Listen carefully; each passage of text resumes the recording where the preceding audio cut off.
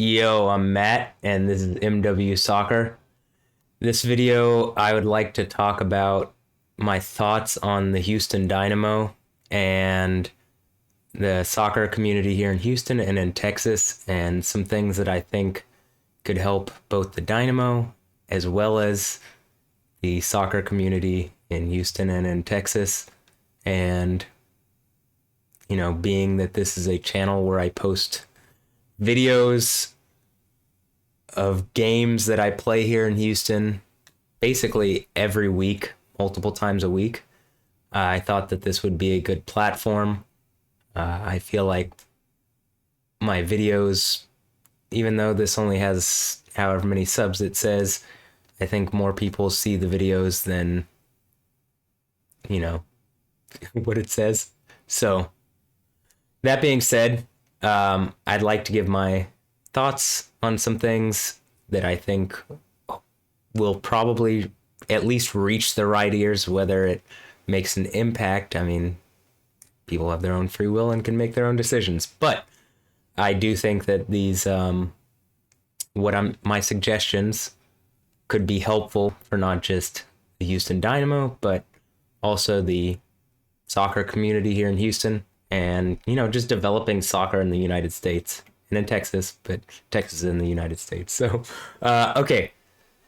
That being said, let's move on to the first thing. So, first thing is my channel. I have my channel where I record my games at Toros HTX. I really think Toros has been helpful for my personal development in soccer, and I think that for players in the United States, having a small-sided field or just regular-sized fields, but fields that are close where people actually consistently play is really important. It's my understanding that in other countries where soccer is the main sport, that and where that are generally considered very good at the sport, there's a lot of fields and people just go and play. And so as a young person, you can as a young player, constantly be playing games.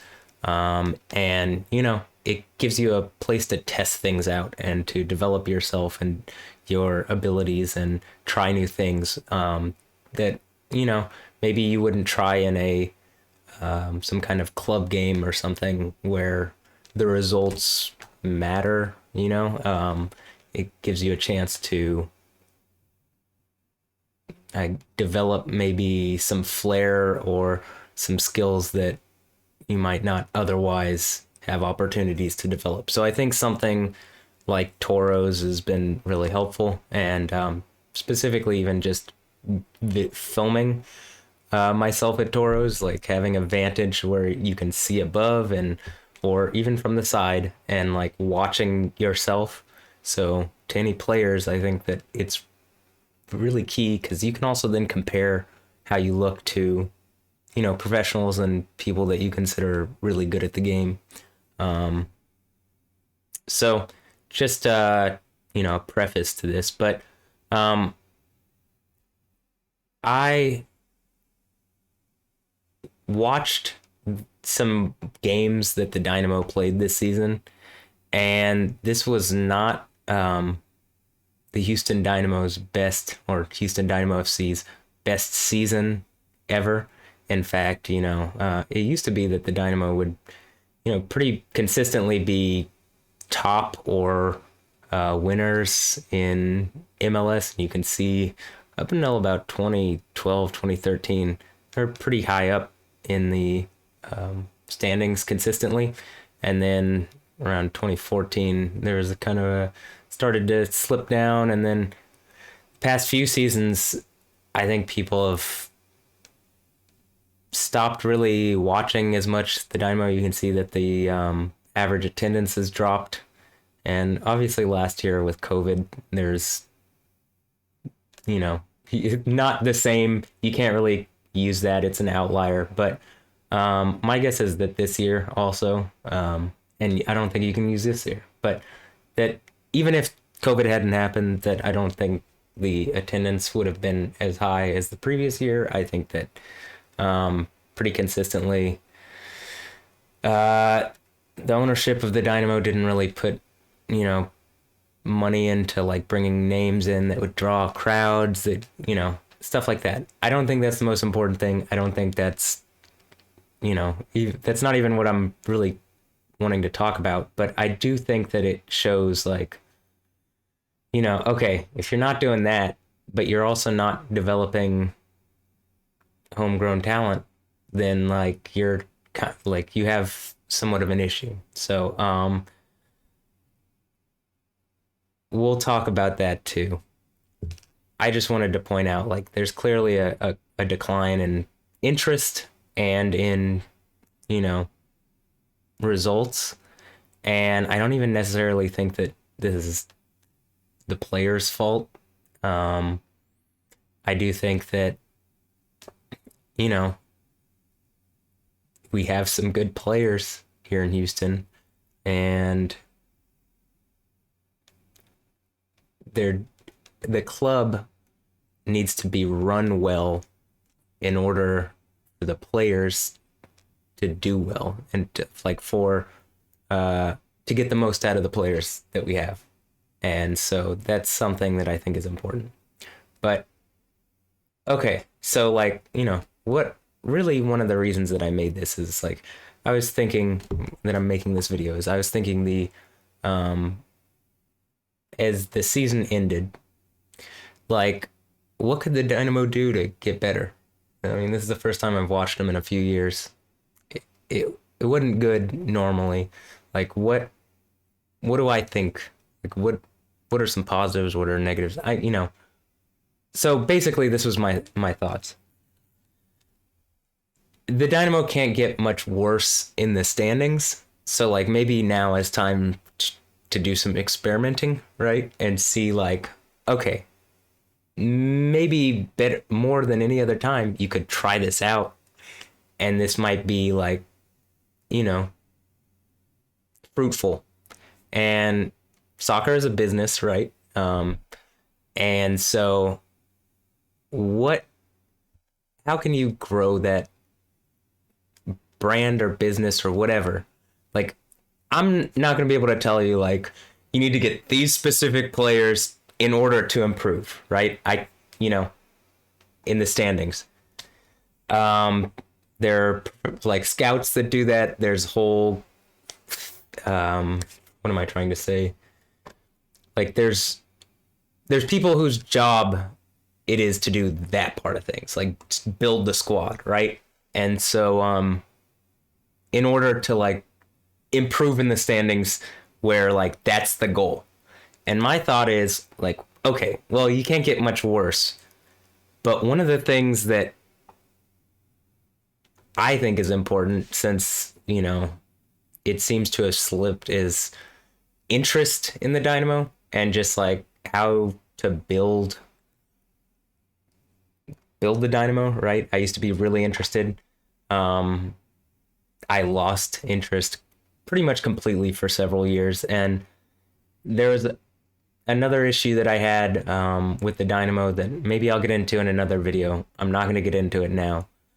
Something that happened personally, but, you know, even then, just like consistently seeing like no kind of changes in how the Dynamo do things, and seeing like a gradual decline, it's just like, you know, kind of made me disinterested. And I think that's, you know, generally what you see here with the attendance and stuff. Like people, you know, aren't as interested in it, not as enthusiastic.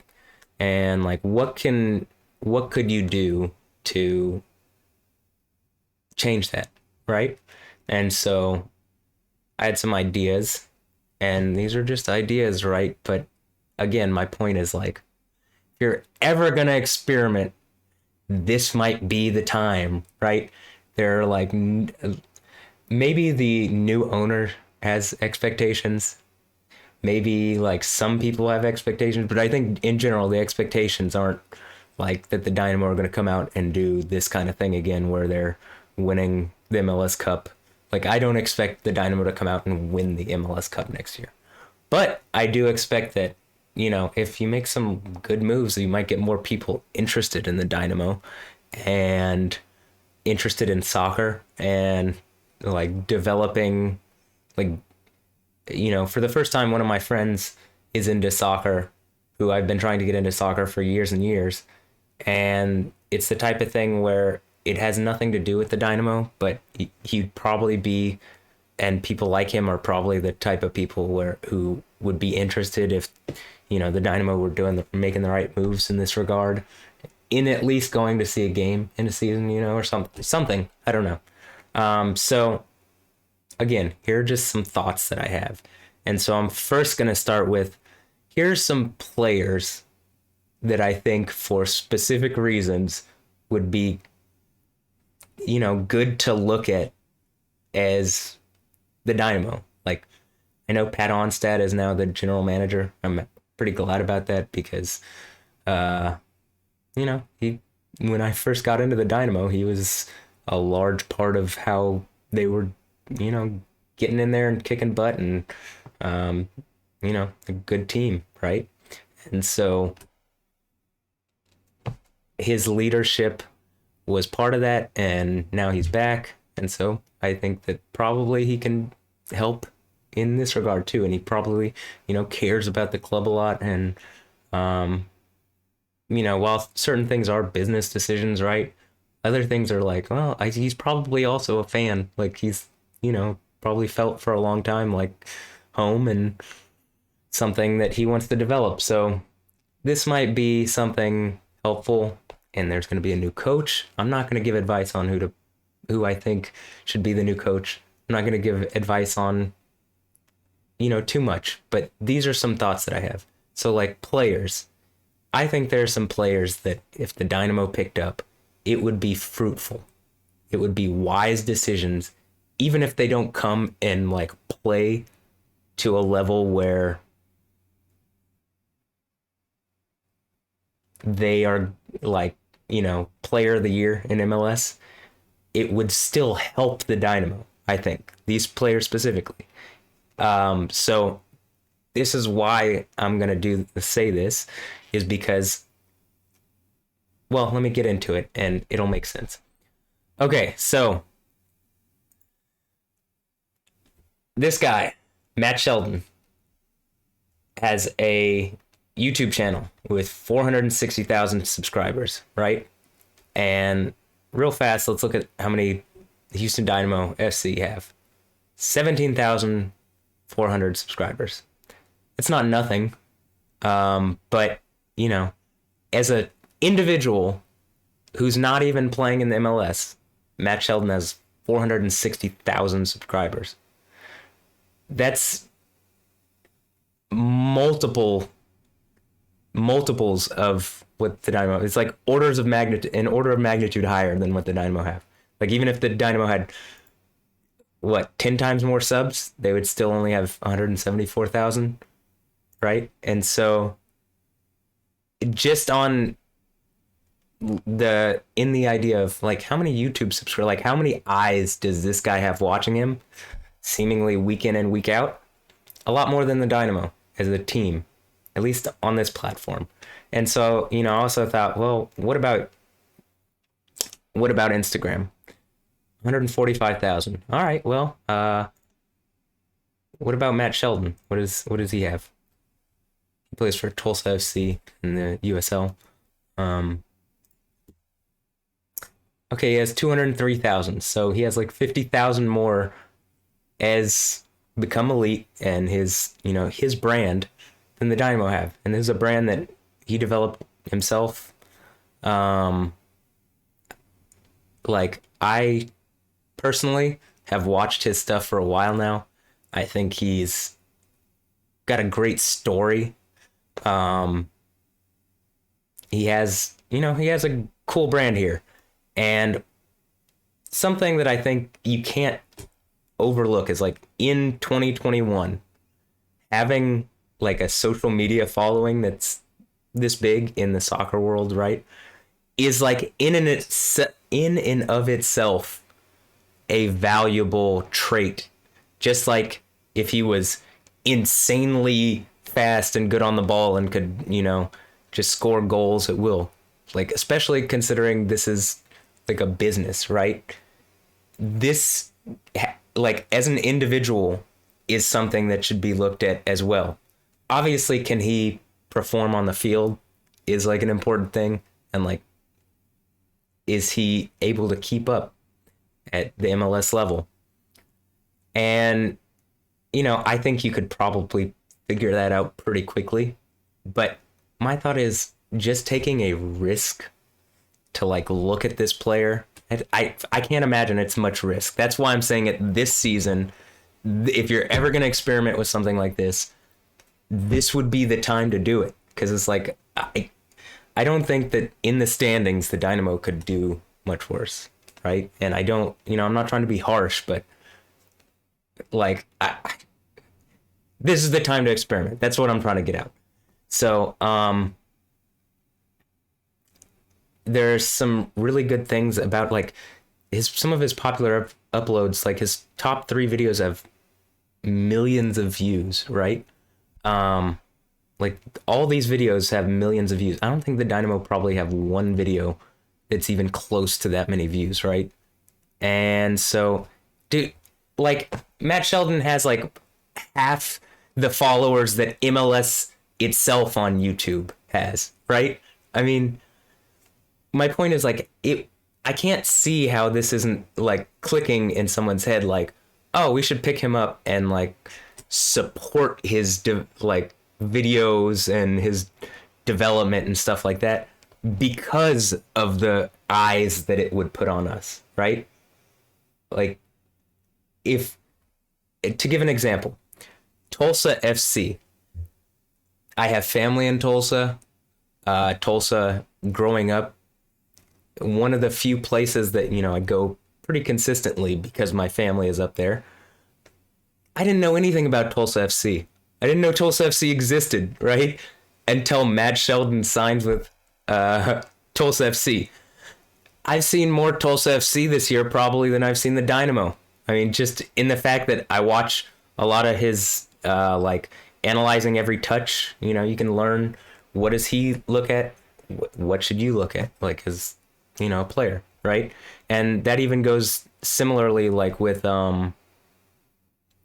has these videos like how to hit a long ball with 2 million views, right?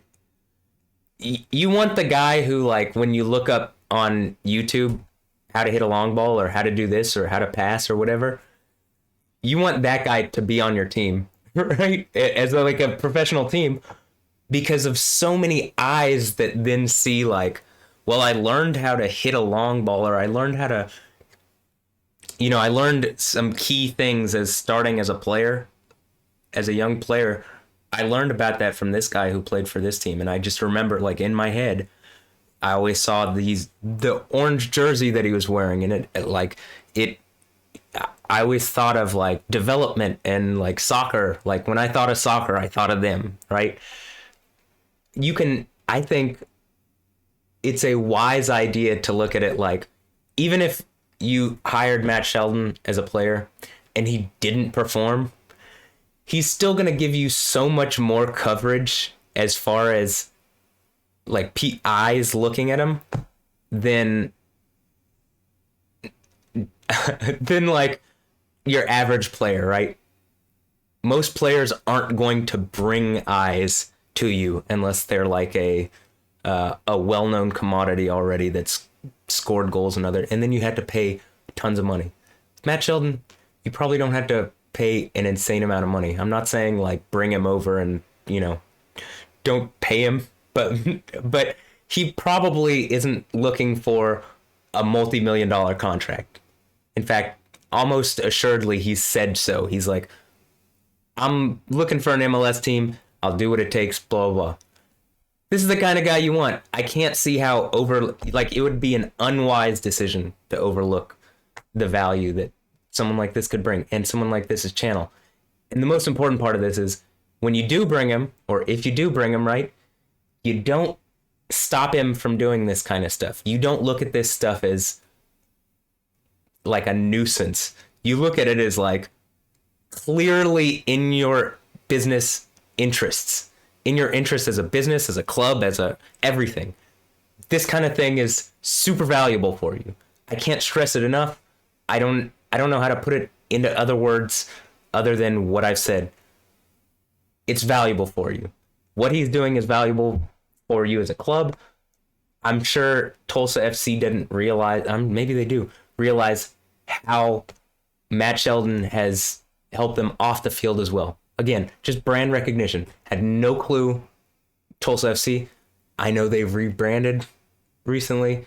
I actually think they have some cool, like the color schemes, all that's cool. I didn't know anything about them before. Like I said, I've probably seen, in the least, as much Tulsa FC as I've seen at the Dynamo this year. And it's just, Matt Sheldon. So, I think that, and like he has a podcast, like this is the type of thing that you want from your player. Additionally, on the footballing side of things, on the soccer side of things, he can clearly play. Like he can play multiple positions, right? So he's versatile. He's clearly in shape, right? Which is important. One of the things he's talked about is like, well, he's not young, so he understands his value as like, he's not a young guy scoring a lot of goals. Cristiano Ronaldo isn't young. Cristiano Ronaldo treats his body well and takes care of himself. Thus, Cristiano Ronaldo has been able to extend his career and maybe I think he's maybe a better player now than he was when he was younger because he plays smarter. But this isn't about Cristiano Ronaldo. This is about Matt Sheldon, about just the idea that as you get older, it's not necessarily like it was even 10 years ago. If you're treating yourself well, there's just a lot that you can do to expand your time. And some people, like he said, he's a late bloomer. I can understand that. I mean, personally, and if he plays well at the level, but it probably wouldn't hurt to bring him in and the other guys that I'm saying and just try, test it out. Why not? What do you have to lose?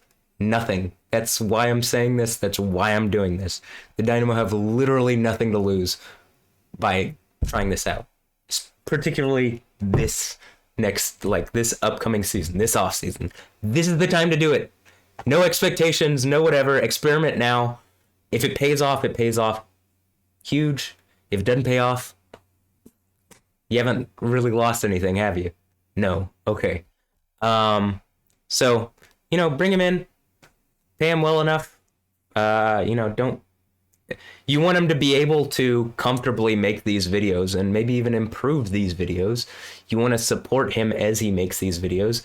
You want these videos to additionally cover the team, what the team is doing. So you want to give him some freedom to film, and I would believe that this would pay dividends, right? Just my guess. So along this same vein, all these guys that I'm about to say, pretty much all of them, are for these same reasons. Matt Sheldon is just a good example because I think he's handled his own brand well. And I think we can watch, and he's also not I don't think he's a risky player as far as what is he doing outside of soccer? I think he's this is what he does outside of this. And, this would benefit your club, right? If you bring him in. I'm saying this for the Dynamo. Hypothetically, FC Dallas is watching and they listen to wisdom on something like this and they pick up Matt Sheldon and take this risk, or, Austin FC or whatever, I would say that would just be a boon for whoever picks him up. But I'm making this video explicitly for the Dynamo, even though, I think I've been hard done in some things, particularly by the Dynamo organization. I don't think it has anything to do with the players or some of the other people, but I do think that, that's another story for another time. This would be wise, and, just a suggestion though. Okay, next guy. JFootballTV. All right. Even more viewers than Matt Sheldon. Slightly different in the way he approaches things. He basically makes these videos where he tries out new positions and he goes and does he plays like second division in Thailand. I don't know how good that is, you know. But again, when you have a guy who's like TikToks are, oh my God. I clicked it earlier and it was fine. Okay, you have a guy who's making these on TikToks. Well, this is Korean TikTok. Hold on. He has 3.3 million followers and 46.4 million likes, and like every one of these videos is like hundreds of thousands. Some of these little videos, like TikTok videos, like this 16 million. Like, I'm sure if we sorted by most, there's probably, he probably has some that are just an absurd amount of videos. Like, this is a lot. All he does is make soccer content like this. He has a YouTube channel where he makes kind of longer form stuff. He might have an Yeah, he does have an Instagram. 16,000. So not as big on Instagram, more towards TikTok, but I think where younger people is on TikTok anyway. So, I think he's probably another guy where he's not someone who additionally, like with these players, would break the bank to bring in, right? And I think he has a international audience as well. So it's like with Matt Sheldon, I think probably there's a lot of people in America that watch him. Whereas JFootball, I think probably around the world, people know who this guy is. And, I had trouble just because of the language issues, like finding which team he was on in Thailand. But, he does seem to be doing things that are, like, here's a training eye view. And, like, I don't think it's not that hard. And in fact, I know it's not because I've done it before, is like put a GoPro on your head and record playing soccer. And like, someone who's already doing it with a big enough audience, you let them record a practice here or there, you support them as they do their normal thing. Probably he's not going to be coming out and doing, these kind of, if he's playing on like the Dynamo or an MLS team, he's probably not going to be making these kind of videos except on the off season. But I still think it's like wise for a club to like look at this and say, well, this dude like can help build our brand internationally, right? He doesn't need to be, Cristiano Ronaldo or Lionel Messi or Zlatan Ibrahimovic. He doesn't need to be one of these huge players already, or Neymar, or whoever. He doesn't need to be Mbappe. He doesn't need to be one of the top Pulisic. He doesn't need to be a huge player already to like build the brand. And again, my whole point is, like, how you can't really like, here's the standings for the like MLS. This is this year, right? You can't go further in the standings, at least in the conference, than the Dynamo already were. So what, or Austin or Dallas, the Texas teams. First, this is for the Dynamo, but I guess if any other Texas team wants to listen to this advice, it might be wise. If the Dynamo don't make smart decisions here.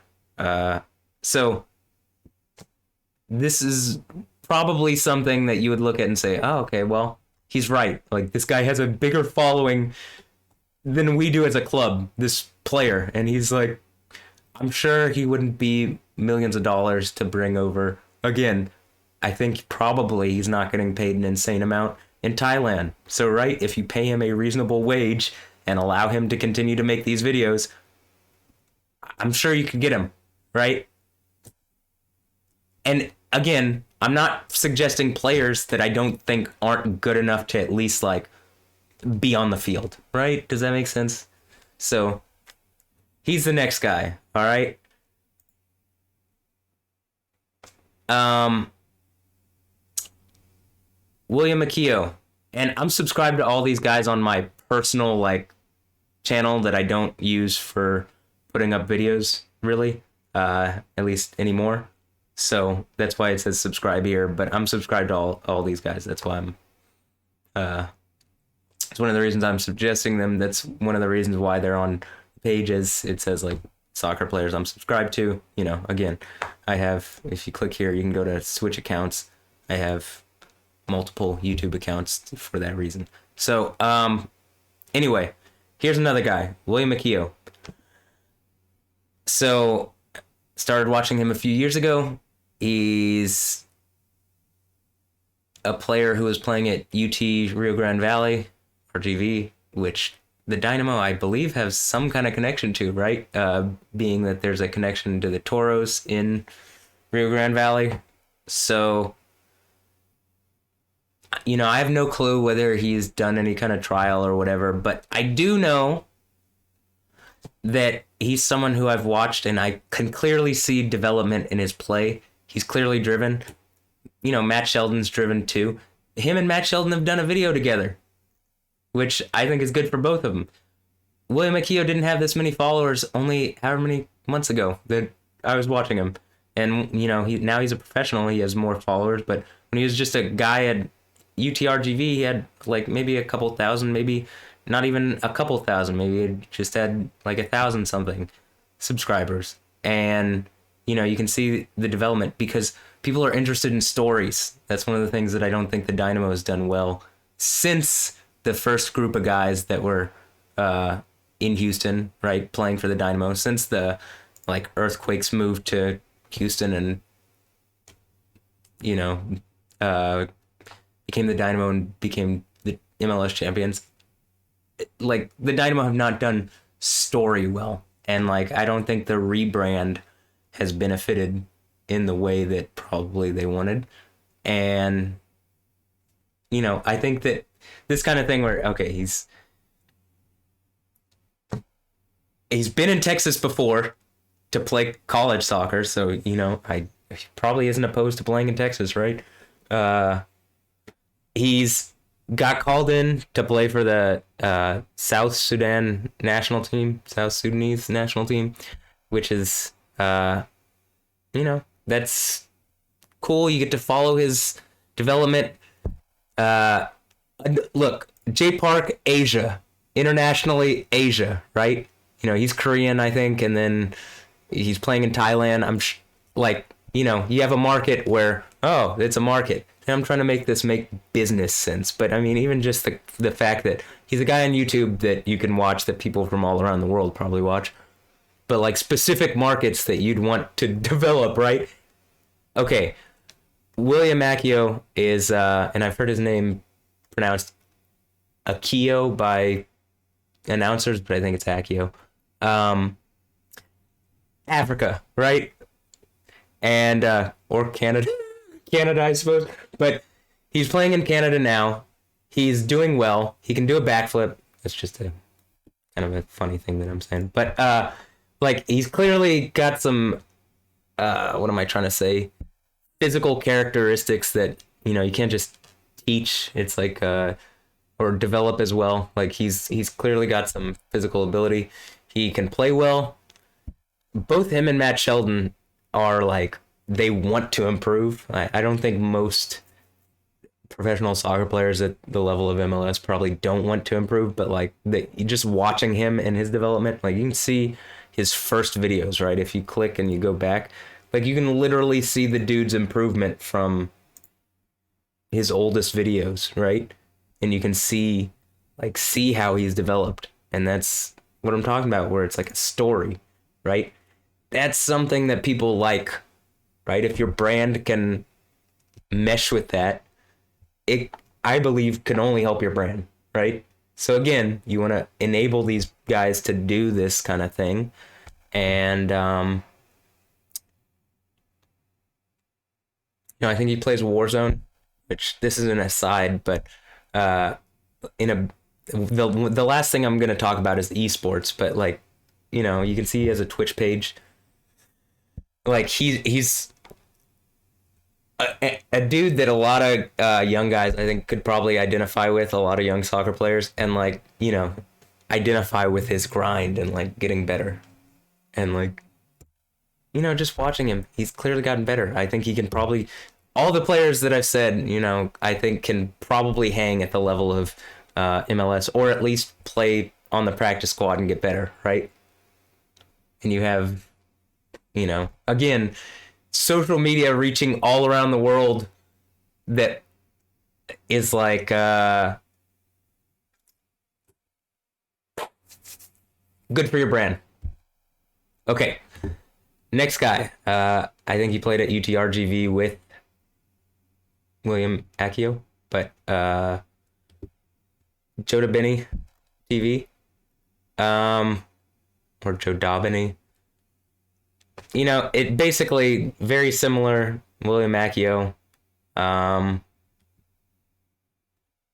you know, just another player that I think looks as if he has the physical attributes. You know, I know at a higher level, once you get to a higher level, it's like, oh, well, do you make good decisions? You know, you bring him in, see, whatever. You know, he's the type of guy that it's like, I can't see how, like, he's not the biggest YouTuber as far as soccer YouTubers go, but he has nearly as many subscribers by himself as the Dynamo have. It's one of the reasons I was like, all right, because originally it was just going to be these three, and I was like, well, you know, I am subscribed to him, do enjoy his videos. Obviously, he does some stuff with William Akio, like, but he's also grown too. Like, he didn't have this many subscribers, so, you know, might be. And I think both him and William Akio have done things with some Dynamo players or whatever. Just again, the Toros, you know, they went to UTRGV. There's like that connection. So there's even already a connection there, right?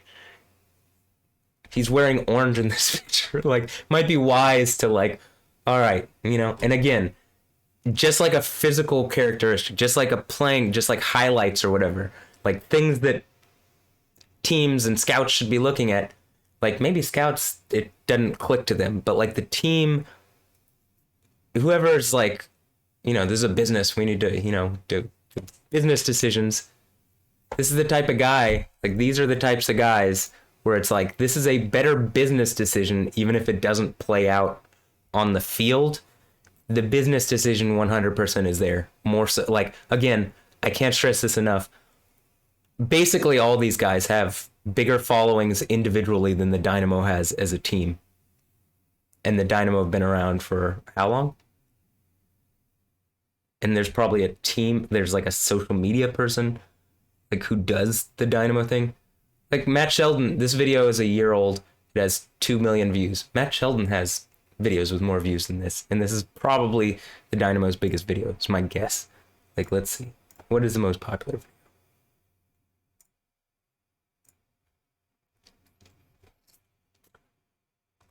Oh, it's by far the most popular video. Where's this video from? Like, what? Is there another Dynamo YouTube channel? Or is this? Oh, it's unlisted. Okay. Anyway, okay, moving on. So, you know, he does videos that, you know, like cover, I guess, trying to like get a contract or training. Like, he's training with a Dynamo player or something. I don't know. I'm not gonna click it, but in fact, why wouldn't I click it? And we had a special.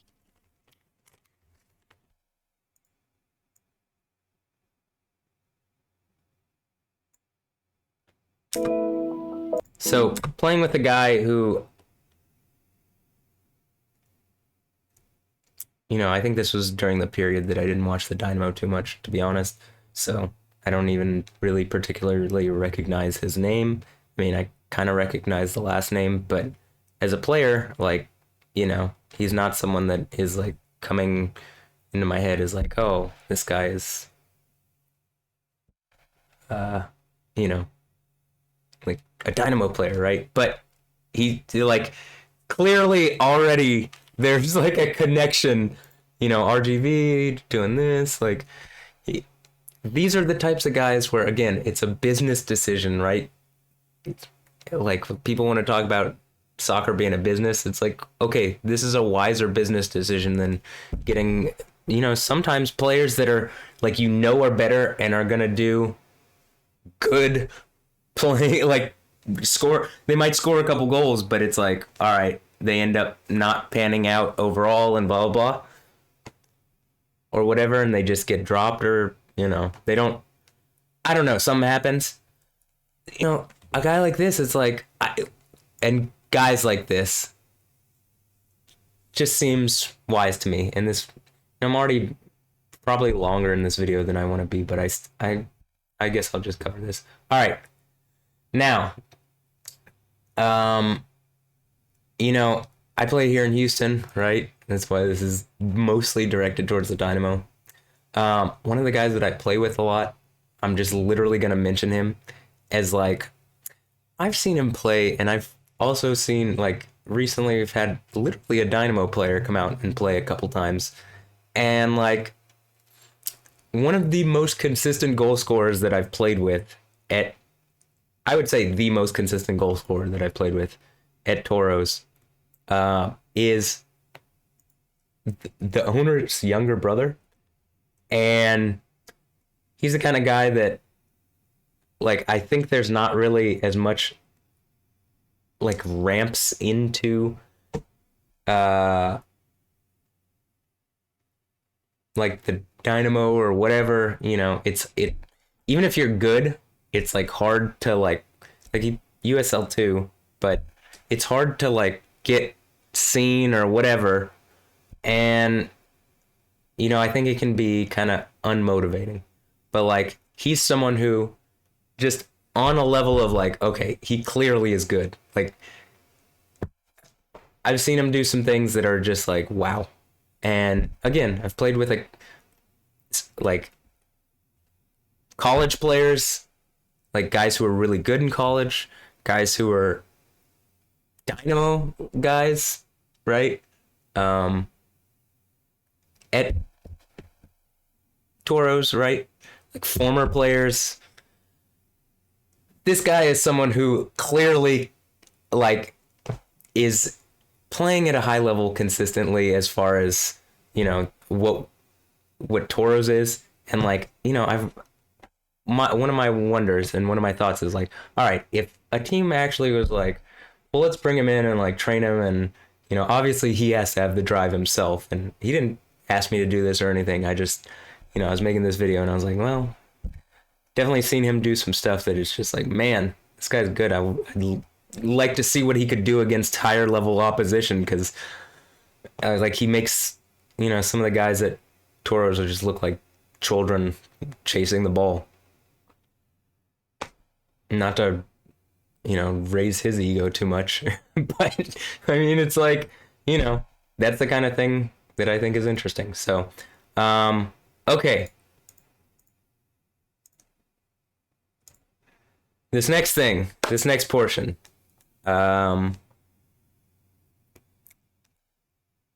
it's my understanding, like, look at the Western Conference. There are two teams, Cincinnati and Toronto, that did worse than the Dynamo overall in the MLS. But just above the Dynamo, so also not good, Austin and Dallas. It's like, well, why are all three of the Texas teams like down here near the bottom of the Western Conference, or the bottom of the whole table? Well, I think partially it has to do with, despite there being Texas is huge population, like second most populous state, right? Only second to California. More populous than New York. Multiple major metropolitan areas, large cities, lots of universities, when you look at the Division 1 men's soccer program, and this is like, when I was saying with Andrew, where there's like on ramps to play at a higher level. This is like the level between professional, unless there's USL or whatever. This is like the level between MLS and like, lower level professional stuff is like, or, this is like the thing below, right? This is like a tier below or maybe 2 tiers below, but it's, players go from here, hopefully like a small percentage, tiny percent, but the idea is there is a draft from this level into MLS, right? And one thing you'll notice is there are literally only 4, when you sort by state, only 4 Division 1 soccer teams in Texas. Now look at California. 1, 2, 3, 4, 5, 6, 7, 8, 9, 10, 11, 12, 13, 14, 15, 16, 17, 18, 19, 20, 21, 22. There's 22 in California. Connecticut has more than Texas. Kentucky has as many as Texas. Like Maryland has more than Texas. Michigan has more than Texas. New Jersey, New York, North Carolina has more than Texas. Rhode Island has as many as Texas. Why? There's literally one D1 program here in Houston, and that's HBU. And I have an understanding as to why, like what I've been told when I was younger. Like, why aren't there more when I was in high school? Why aren't there more teams to, try out for or go like, play college soccer? But like real fast, Dallas has one, San Antonio / Austin has one, and then RGV, right? So South Texas has one, basically. El Paso, where Ricardo Pepi is from, right? Doesn't even have one, and you would think, like, right where it's located, there would be some interest, right? Just look at the demographics, right? Nope, no, nothing. At least not D1. So let's also look at D2. The same thing. Well, you notice a lot from other places, and then you like Ohio. It's quite a few.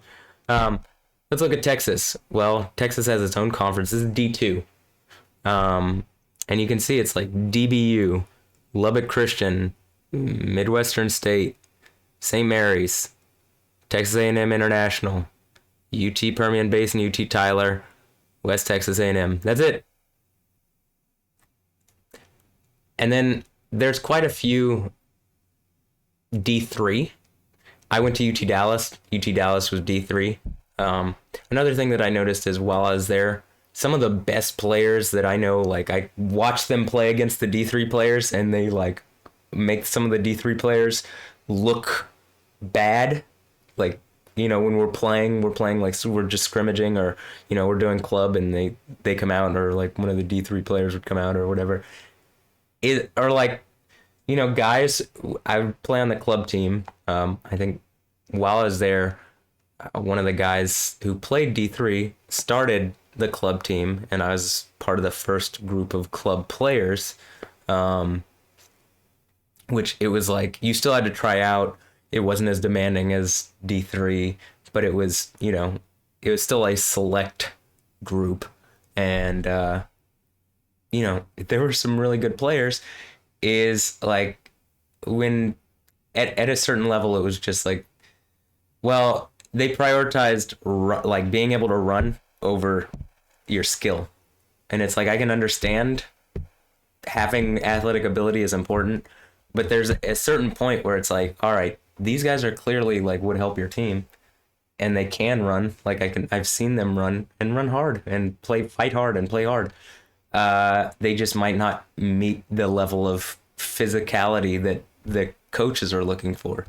And it's like, it's not just that they're skillful. Like some of them are skillful, strong, fast, also athletic. They just weren't like, I don't want to run that much because that coach is like he doesn't play for skill. He plays for can you run, will you run the entire game, even if it means like you're out of position and you can't get to the ball, and like you aren't in a good position to get the ball and then like make an attack or whatever. Like it's overemphasizing physicality.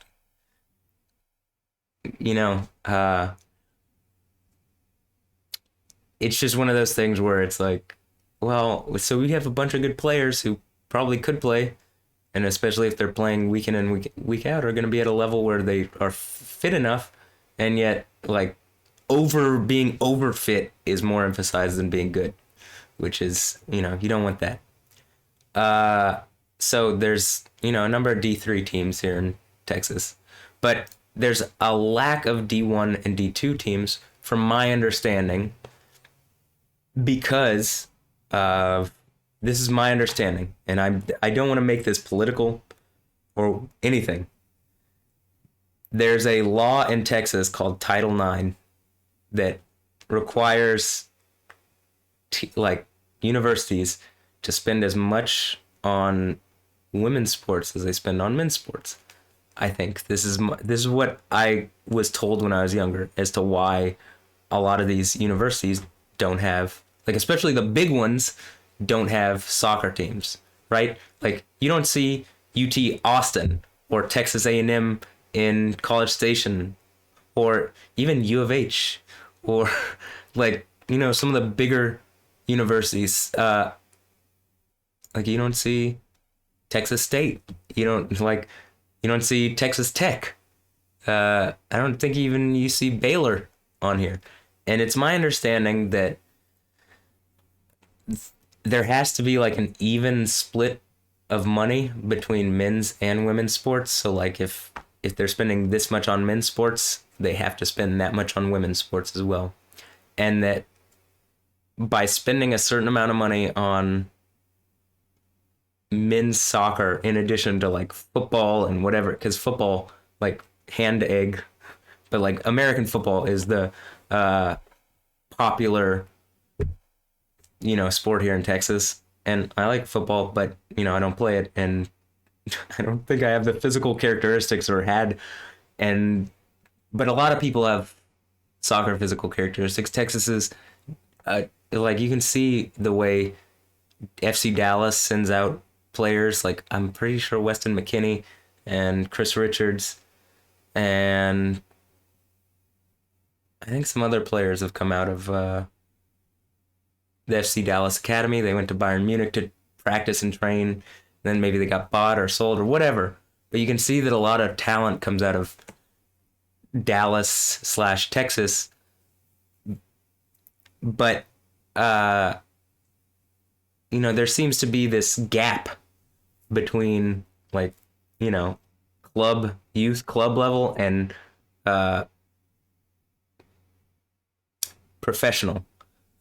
And one of the reasons that seems to be is this issue that I'm bringing up. And I think it's my understanding, like I was saying, that when forced to spend as much money on women's sports as they spend on men's sports, like football, in the sense of like quarterback, and American football is prioritized, basketball is prioritized, and baseball is prioritized over soccer.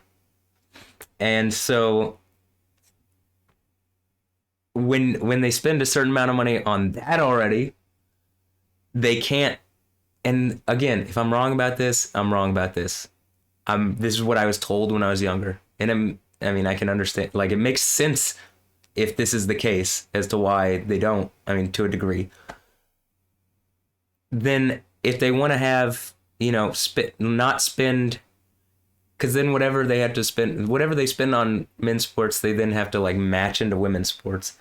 So there's not a women's football. So there's a lot of women's soccer here in Texas. I think every university has like a women's D1 soccer team in Texas. I say every, but most of the big universities do. But they don't have a men's side. And because that money is spent on like football and other men's sports, and then, you know, the way they like equalize, or at least a percentage has to be spent on women's sports. I don't know the exact thing. I didn't look up Title IX before this. We could look it up.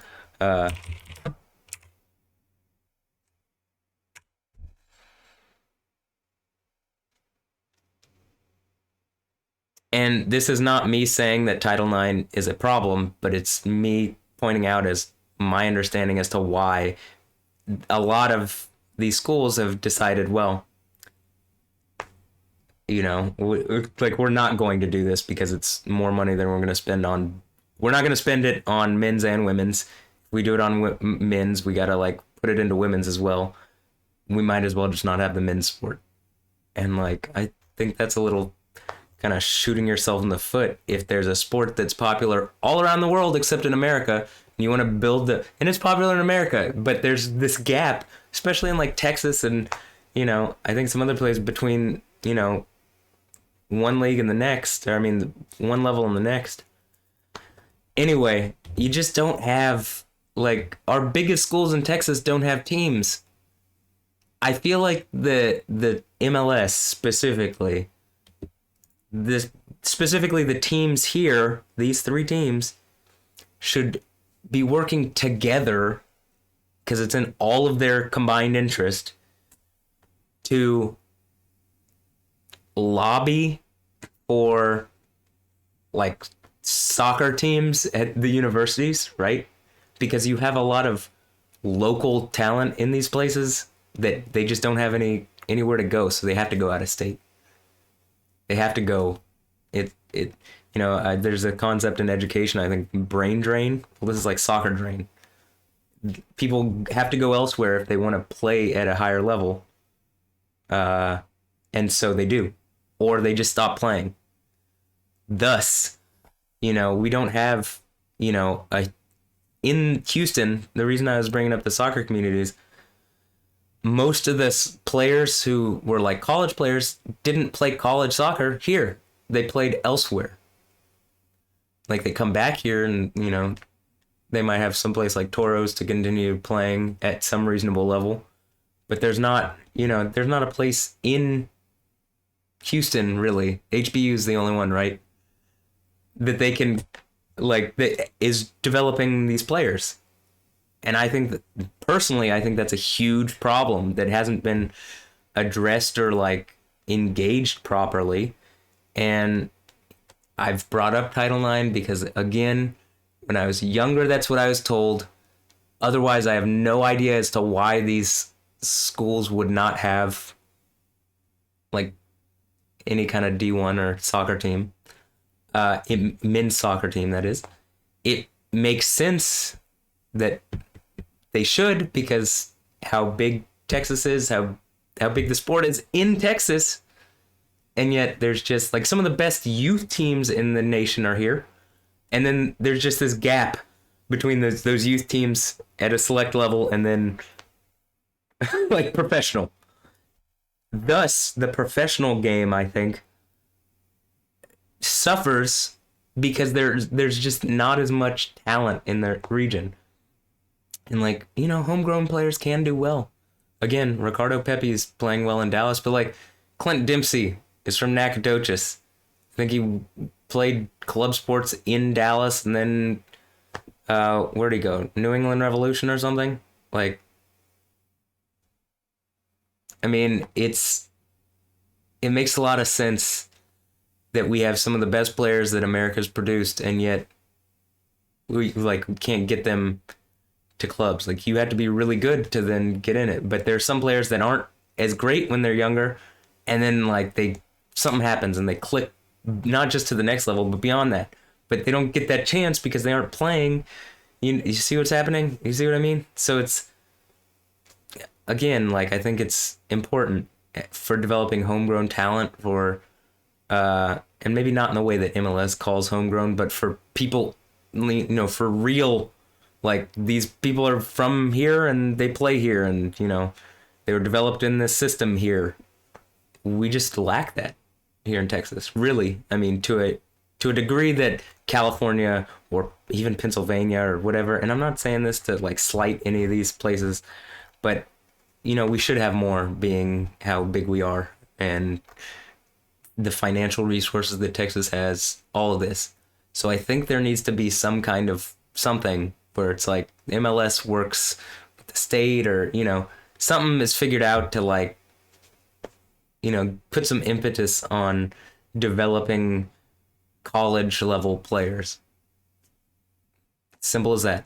And I guess the last thing is that I would have for the Dynamo specifically is that I think that the Dynamo should be putting an emphasis on developing homegrown talent and developing players. You see that you have teams around the world where, like, one of their things is they have a lot of money to get players because they've put so much money into developing players that they have like a factory essentially, and they're like developing these players at such a high level and so consistently that they make enough money from it to then hire, like, other talent from around the world, or they keep them. They keep them and they do well, and then they sell them, or they just keep them and they do well. So I think it would be wise to develop homegrown talent. Just looking at this list, recently Memo Rodriguez has been coming out and playing, and he is a homegrown player coming out to Toros playing, and he's a great player, really nice guy. From Wharton, right? It's, in my opinion, critical that the Dynamo develop this kind of talent. Like, the fact that really he's the only guy after about 15 years, maybe exactly 15 years at this point, is an issue. Like, just as a problem, is like it just shows, like, okay, the emphasis is not being put on this where it should be. Like, the resources aren't being put into this as they should be. And, like, it's my opinion. Like, I always thought he was a really good player. The first games that I saw him playing, his shots are he has one of the best shots on the team. Definitely one of the more consistent shots, at least that I've seen at a professional level. And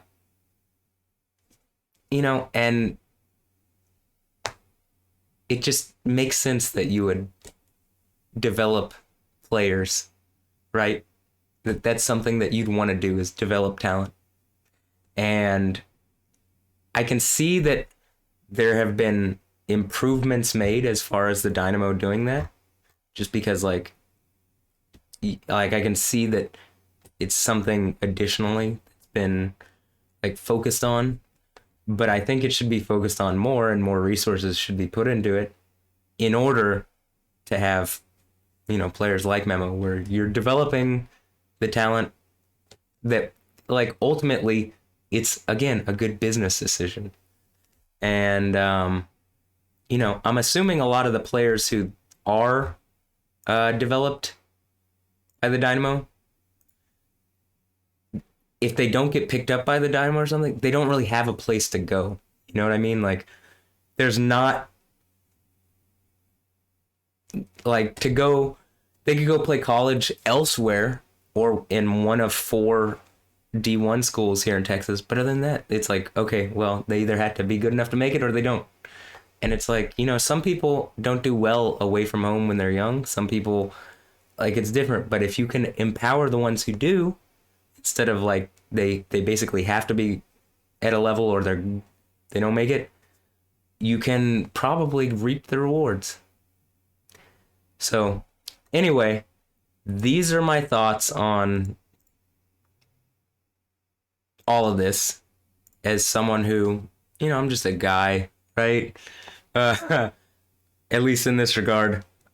Like, I don't have experience in professional soccer and in the industry, in college soccer, but these are things that make sense just from like, common sense perspectives. And like, it, again, in my opinion, would be wise for the Dynamo or the other teams in Texas. Again, I think it would be wise for Dynamo, FC Dallas, and Austin FC to come together to lobby Texas or some of the schools in Texas, like the bigger ones, UT Austin and A&M, lobby them and develop connections. Like, hey, we'd like to like help you start a men's program in order to reap the rewards, because you just have more higher level players in the area that you can select from. I mean, it just makes logic. And so, maybe do it, right? Even if it costs a little money on the front end, I think you probably reap rewards on the back end that, you just had to take the risk, right? And there it is. So, other than that, I don't really have much else to say. I mean, this video is an hour long, but, this was something that I was thinking about like a couple weeks ago. Like, why don't they do this? Why, what, I'm looking at Matt Sheldon and I'm like, how's an MLS club not picked him up? Like, even if he doesn't benefit them on the field, like he's just bigger than they are for the most part on social media. Like, it's more eyes, right?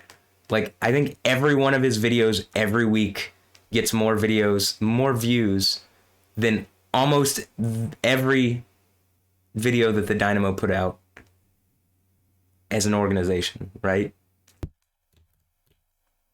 I mean, him signing to the Dynamo, I'm pretty sure also increases his, like, he makes a video, oh, I've joined a MLS club, right? Any of these guys do, or all of them at once make videos about like joining an MLS club. I think first of all, their channel grows because of it. So then you have even more eyes because people, more people are like, oh, they're taking that next step up.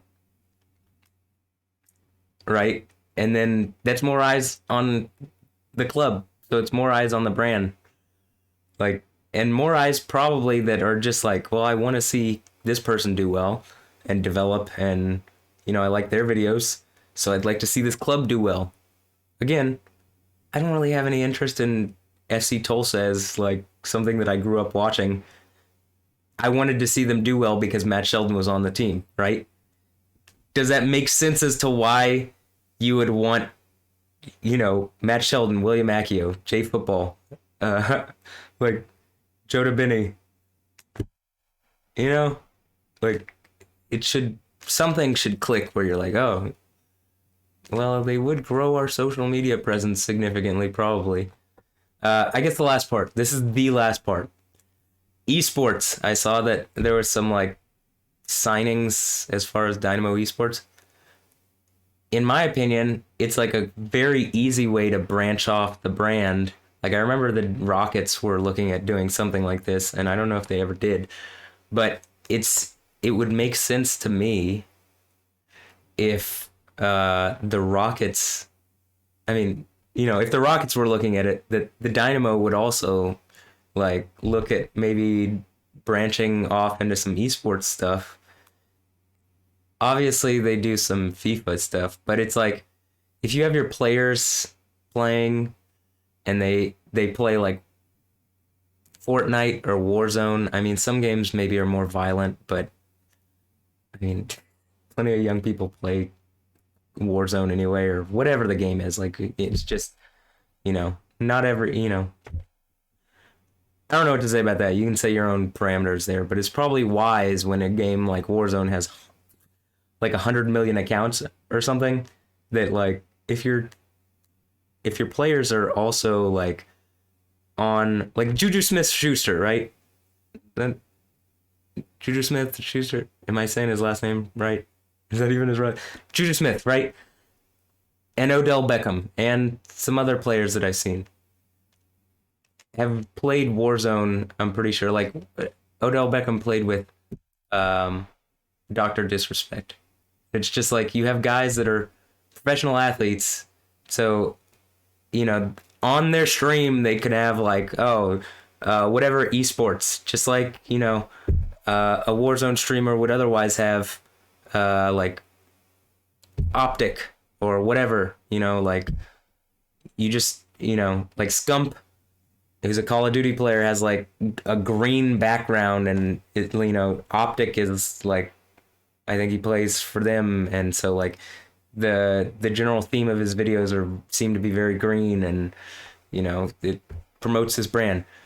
The Dynamo could do that with like their players who play these video games probably in their off time. They could have say like, okay, we'll create like some kind of branding kit overlay that you can throw up on your screen, and we'll if you're doing this anyway and you're making this kind of content for us, we'll help upgrade your computer and help build your setup if you're going to consistently do this on a schedule or something, and it only benefits our brand as well. So there's something worked out there. You know what I mean? Like, it makes sense to do that kind of thing. Not just for Warzone, for FIFA, for all sorts of other games that people play, just because that's the way things are going these days. Be ahead of the game instead of behind it, and you'll reap the rewards.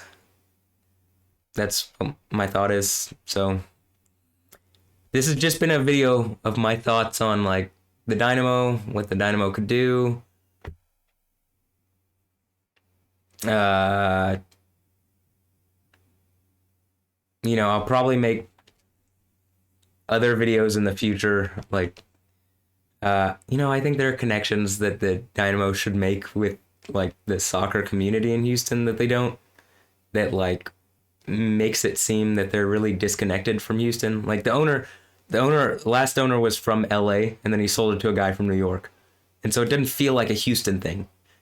I don't think most of the front office, like people or like administration in the Dynamo, at least at one point they weren't, are from Houston. It just feels like a thing where it's like these people came to Houston, started this thing, and they want to be like a Houston thing, but like aren't. And it made sense when the team had relocated from San Jose and we didn't have a thing. And it made sense for years to do that. But at a certain point, it's like, all right, now it needs to become more of a Houston thing, I think. Like, just to, as someone from Houston, it's like, why is it still like this? And that's not to say, that you can't be like the new owner who's not from Houston. But probably you might want to, like, my thought is look at some of the wealthy people in Houston who would maybe want to have a minority share and then get them in. And then, like, people who are well known, and like, have them put some of their stuff on, like some of their, what am I trying to say? Shine some of their Houston light on it, because it's like it doesn't feel as much like Tillman Fertitta owns the Rockets, right? Tillman Fertitta lives in Houston. I'm pretty sure I don't know if he's from here. I know he lives here, so he's not just like an owner in New York. And whatever you think of Tillman Fertitta, I still like the Rockets. This isn't to say anything about Tillman Fertitta, but whatever you think of the owner, you might still like the club. Like, I don't agree with how the Texans did the whole Bill O'Brien, send DeAndre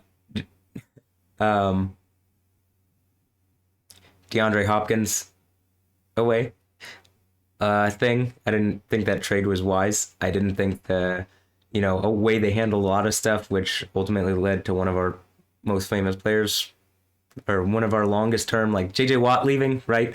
I think he left because of mismanagement. He probably would have been down to stay if things hadn't been managed so poorly. I still like the Texans. I mean, I just don't want to watch them while clearly the ownership doesn't care about how they do. So why would I care about how they do, right? So But like, regardless of what you think of Cal McNair, the ownership, like, you might still like the club. Like, even as a, I felt slighted and mistreated by something that the Dynamo like administration and front staff did. It has nothing to do with what the players did. At least I don't believe, right? So, I mean, that's one of the reasons why a few years later I'll still watch, even though felt very hard done by what had happened. It's because the players have nothing to do with what the front office does. You know what I mean? So, yeah, I mean, it might be wise. Kind of what I'm saying is like get someone like Tillman Fertitta to own 5 or 10% of the Dynamo, and like also put uh his kind of like, when he does stuff, because he's so connected here in Houston, like it gets eyes on it pretty much regardless, right? At least localized. Might be wise in the Dynamo's instance to like try to do something like that. And Tillman Fertitta, like, if hypothetically this got to your ear, why that would be a good idea. Or whoever, whatever ownership, I would say Tillman Fertitta over over McNair's or whatever. In fact, let's not get the McNairs involved in this. I've seen how they treat the Texans. Um, but is might be wise to like branch out to a sport that is clearly growing, and basketball's growing, but soccer's growing in America, whereas it's already big elsewhere. Whereas like basketball's big here and it's growing elsewhere. So it's like, you can have the other side of the spectrum. But um, like I said, because the local press and eyes that he already gets might be like a good thing. He might also be able to help with, U of H getting a soccer team. Like these things are super important for, I think, even the state of U.S. soccer. But the reason I'm saying Texas is you can clearly see this trend that all the Texas teams are going through at the moment. And like they all kind of have this seeming idea or thought, like, we aren't going to just splash money into bringing in tons of talent. Like they might, Austin got some guys, and FC Dallas has Ricardo Pepi, and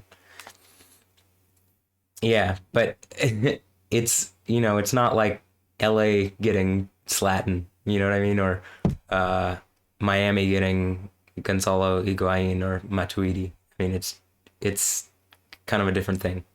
So,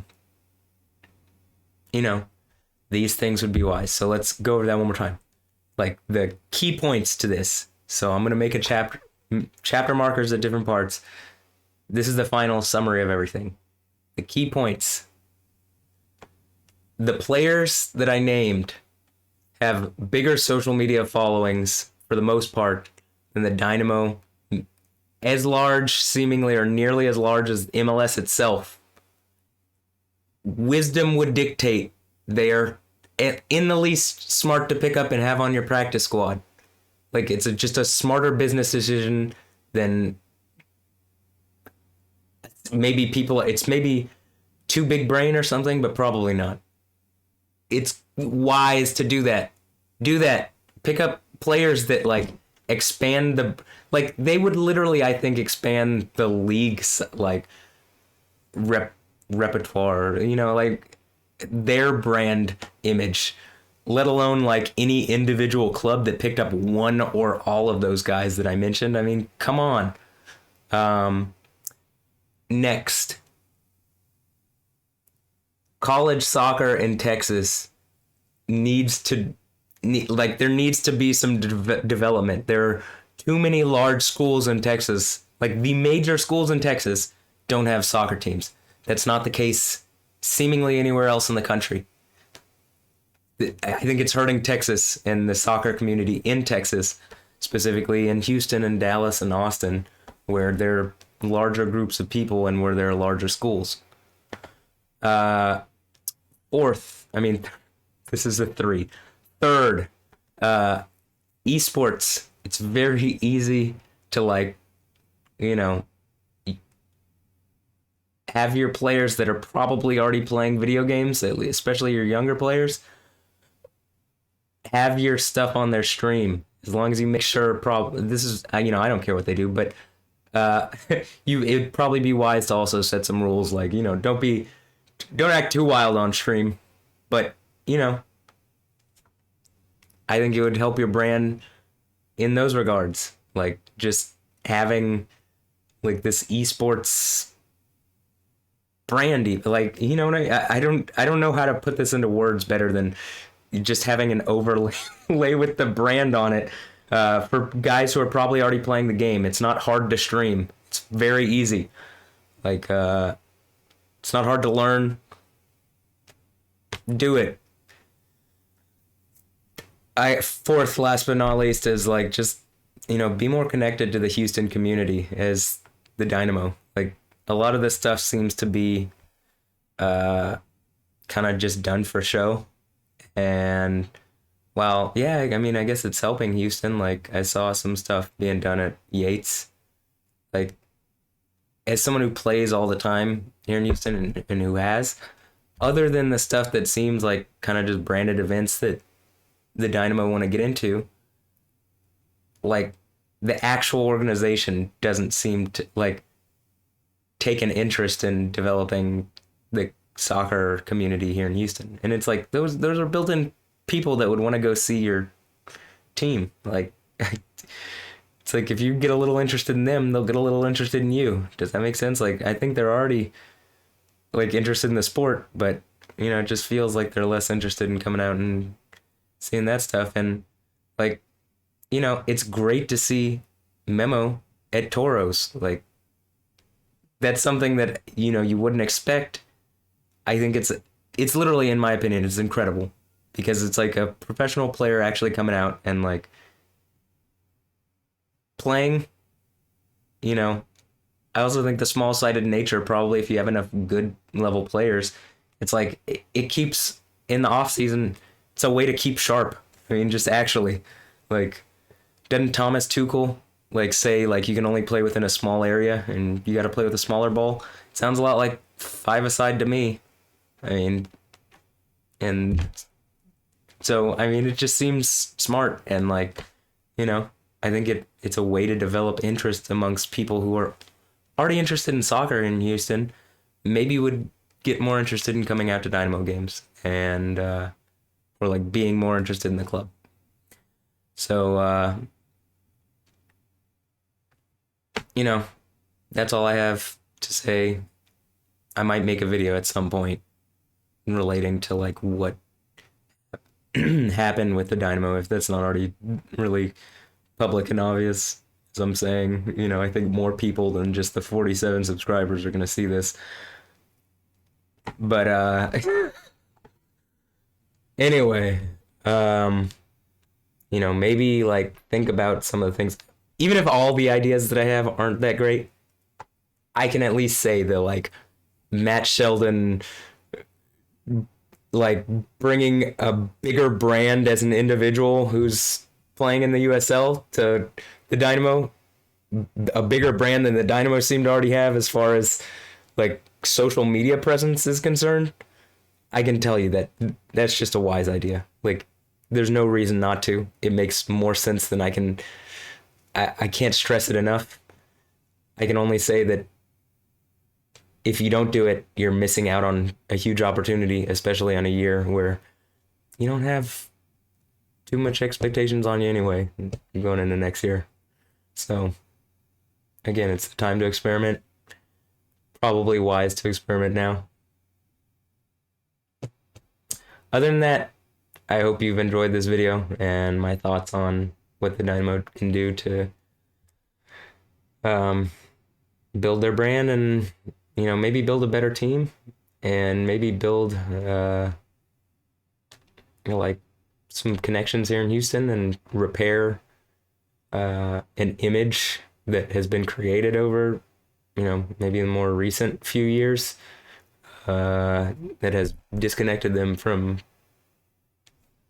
being as much of a part of Houston as they could be. And I'm still a fan of at least the team itself and the players, and I'm glad to see some of them, and that some of them are doing well. So, and that they're doing well. So, anyway, all right, that's it. Have a blessed one. MW Soccer out.